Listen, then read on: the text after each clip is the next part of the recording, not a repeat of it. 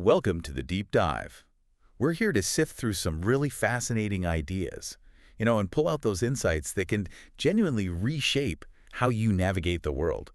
Have you ever been in that situation where you just can't get someone on board with your idea? Oh, yeah, definitely. Maybe a colleague isn't quite pulling their weight, or a family member is resisting something simple and you just feel like you're talking to a brick wall. We've all been there. Yeah. Appealing to logic or fairness, or maybe even just sort of desperately asking for help. Today, we're plunging into a concept that seems, well, almost counterintuitive at first, but once you really get it, it becomes this incredibly powerful tool for communication and for collaboration. Right.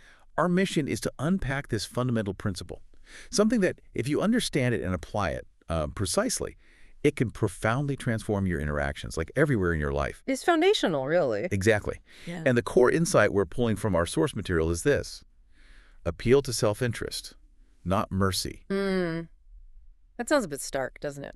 It does. It sounds stark. But there's this profound wisdom kind of hidden in there, and I'm really eager to explore how it plays out, in the real world. So let's stop guessing and start understanding.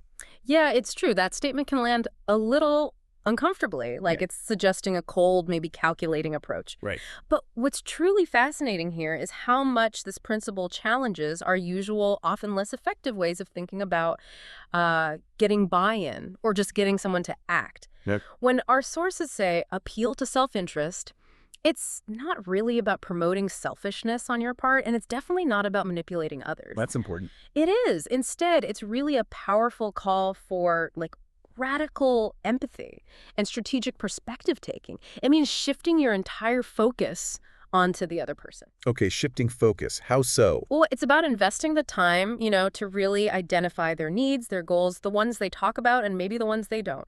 Their immediate desires, sure, but also critically their challenges, their pain points. And only after you've done that work, that's when you frame how your request or your idea or your proposal directly benefits them. So it connects to their world. Exactly. It taps into a fundamental, deeply ingrained, and incredibly reliable human motivator. Unlike fleeting emotions, self-interest is a pretty consistent engine for action. That makes sense. And the other side, that not mercy part, that's just as crucial, practically speaking. Okay. Tell me about that. It's not about being heartless, right, or dismissing genuine hardship. It's more about recognizing the limits, the diminishing returns of asking based on pity. Right, or just because you're struggling. Precisely. Or appealing to some vague sense of obligation that only benefits you. Think about it when someone helps you purely out of mercy. Well, it's often a one-sided deal. Yeah, maybe they feel good for a second, But there's no real gain for them, no sustainable reason to do it again. So this means moving beyond just, begging for help or only talking about your needs. It's about proactively thinking, okay, what's the reciprocal value here? What do they get out of this? that distinction, framing it around your need versus their gain, Yeah. that feels absolutely critical. My mind immediately jumps to times I've been in a bind and honestly. Yeah. Just focused on my own struggle. We all do it. Yeah. So what's the really tangible difference between saying, look, I desperately need your help with this, versus, reframing it to show them a benefit? Because let's be honest, when we're really overwhelmed, our gut reaction is often just to tell people how bad it is for us. Right. If they just understood my pain. Exactly. We think if we just explain our burden enough, people will naturally step up. Such a natural human thing. Think about a common work scenario. You're swamped, project deadline breathing down your neck, or maybe just buried in personal stuff. Your first impulse, run to a colleague or your partner and say, I'm drowning. Can you please help me with this? You focus on your stress, your workload. Your problem. Yeah. You're appealing to their good nature, maybe hoping they'll pity you. It's basically a plea for mercy. And look, that might work once or twice, especially with people close to you. But what's really fascinating is how unsustainable and often ineffective that is long term. Okay. Let's take that work scenario you mentioned. Instead of, I'm overwhelmed, can you help me finish this report? Which just puts the burden on them. Imagine reframing it. How? You could say something like, okay, I'm working on the data analysis for this client report, and I know you've been wanting to get deeper into market trend forecasting for our Q4 strategy. Connecting it to their goals. Precisely.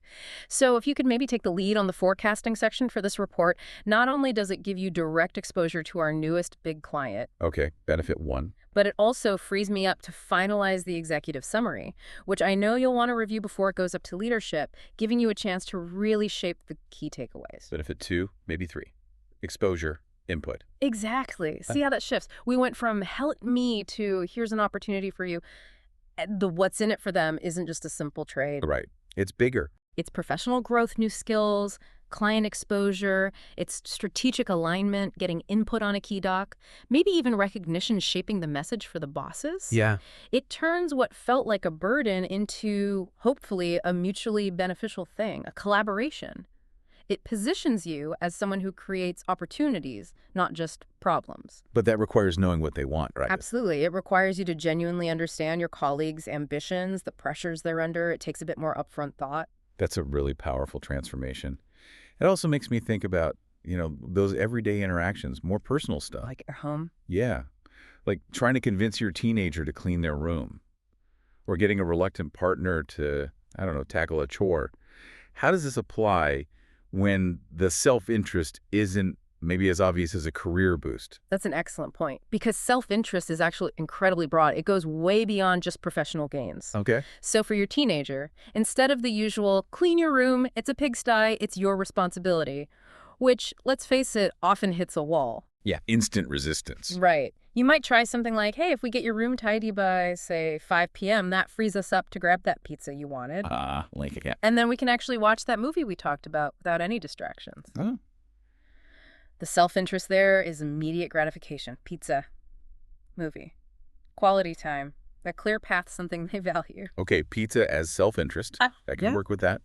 What about the partner and the chore? Same principle. Instead of, can you please do the dishes, I'm exhausted, which is pure mercy appeal. Guilty as charged sometimes. We all are. It could be, look, if you tackle the dishes now, it means we can both just relax earlier tonight, maybe finally start that new series we wanted to watch. Mm-hmm. And bonus, you won't have to face that mountain of plates first thing in the morning.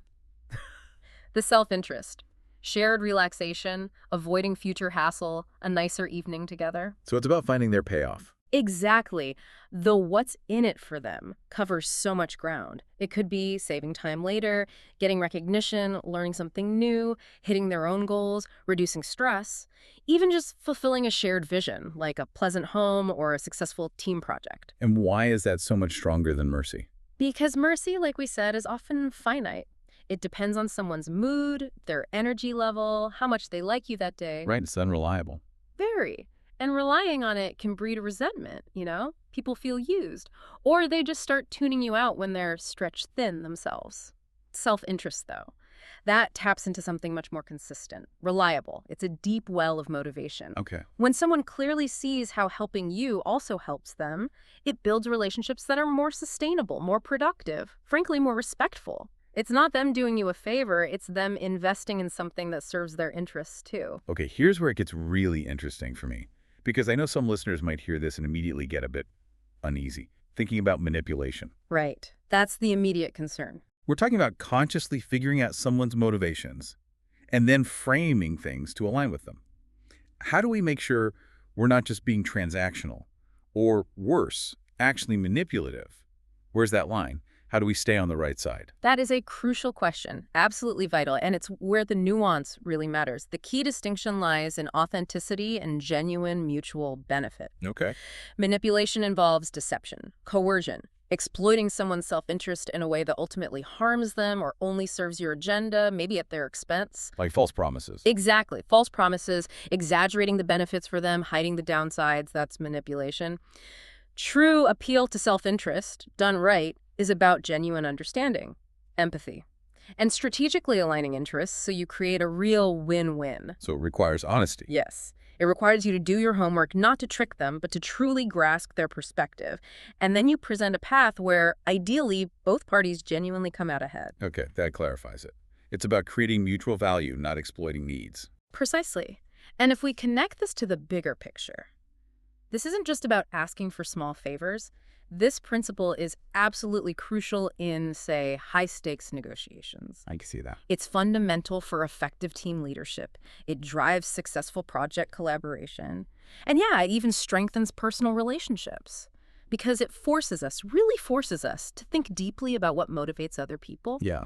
It shifts our whole mindset from what do I need to, okay, what does that person need, want, or value? And how can my request actually help them get it? Which raises a big question for all of us, doesn't it? It does. How well do we actually practice that perspective taking before we ask for something? Hmm. Do we really pause and consider what the other person cares about first? Or do we just project our own needs onto them and hope for the best? Oof. Yeah. That's a challenging thought. Okay, so I think that's the heart of it, that proactive, deep perspective taking. What does this mean for you, our listener, right now? How can we apply this insight immediately, like starting today? Well, my strong encouragement would be to develop a conscious habit.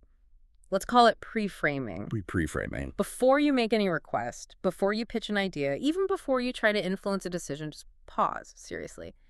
Take a moment and explicitly try to identify at least one tangible benefit for the other person involved. One tangible benefit, minimum. Minimum. And maybe a helpful framework, something you can quickly run through in your head, is thinking about their 4 Ps. Okay, 4 Ps, what are they? First P, person.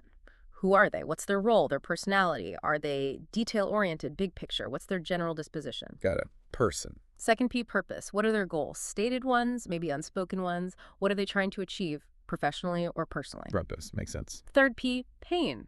What are their current challenges, frustrations? What keeps them up at night, metaphorically speaking? What problems do they want to avoid? Pain. And the fourth P, payoff. How does your request connect to their purpose? How does it help alleviate their pain? How does it contribute to their goals? What is the clear, undeniable gain for them? Person, purpose, pain, payoff. That's actually really practical. Right. Just running through those forces you to shift perspective, this proactive shift, moving from what do I need to what's genuinely in it for them, isn't just about, getting what you want more often. No, it sounds like more than that. It is. It dramatically increases your overall effectiveness. It fosters stronger, more authentic connections. It builds relationships that are rooted in mutual benefit, not just fleeting obligation or pity. You're essentially creating an offer, not just making a demand. That's the aha moment right there. Yeah. That's the real game changer, isn't it? It's not just about getting your way. Not at all. It's about elevating the whole interaction, making it more effective, sure, but also more respectful, more genuinely collaborative. It turns every engagement from a potential, transaction or a plea into a potential partnership. Well said. It's about building bridges, really, not just asking for a handout. Wow, what a deep dive. We started with what seemed like a simple, maybe even blunt statement. Appeal to self-interest, not mercy. Yeah. And we've moved way beyond that surface level. We understand it now, I hope, as a pretty profound strategy for connection and influence. The core takeaway has to be the huge impact of consistently appealing to others' self-interest by clearly showing them what's in it for them. That moves us beyond just pleading for mercy and into, real collaboration. This insight, if you apply it, could genuinely change the dynamic of almost every interaction you have. It really could. And maybe a final thought for everyone listening. As you go about your day-to-day, just consider, how many times have we approached a situation mainly from our own viewpoint, focused mostly on our own needs? Probably more often than we realize. Probably. Without really stopping to understand the other person's motivations, their aspirations, maybe their pain points. Imagine the untapped potential. In our daily interactions, could be trying to secure a critical project at work, could be simply getting a task done at home, could even be fostering a deeper connection with someone you care about. Yeah. Imagine if we consistently asked ourselves first, what's genuinely in it for them, and how can I articulate that benefit clearly before we make the request or seek collaboration? The possibilities for more effective, more harmonious, and more productive interactions, they're truly immense. That is a powerful thought to chew on. And definitely something to practice. Thank you for joining us for this deep dive into the persuasive power of understanding self-interest. We really hope this is giving you a valuable new lens for your interactions. We'll catch you next time.